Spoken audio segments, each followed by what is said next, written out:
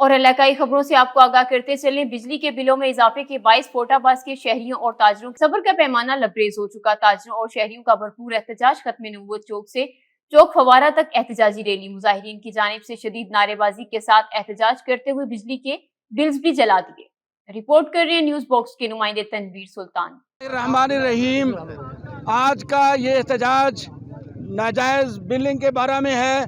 हुक्मरान जो हैं उन्होंने ये वतीरा बना लिया है कि मुख्तलिफ टैक्सेस इस बिल में शामिल करते हैं और बिल के जो निरख हैं वो बेजा बढ़ा रहे हैं। बिजली जो है वो तकरीबन 59 रुपये यूनिट जो है वो पड़ रही है।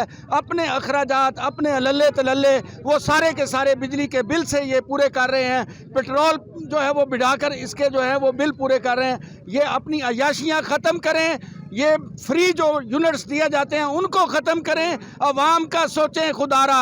अवाम मर रही है, खुदकशियाँ कर रही है, इससे नालाम हो रही है। यहाँ जीना मुश्किल हो गया है, मरना मुश्किल हो गया है। आपसे गुजारिश है कि बजाय इसके कि आप इस वक्त कंट्रोल कर लें, नहीं तो ये लावा पक रहा है। ये पूरे पाकिस्तान के जो हुक्मरान हैं, ये जो अदारे हैं, उनको ये सिस्टम जो है ये बहा कर ले जाएगा। ये अवाम गुस्से में है।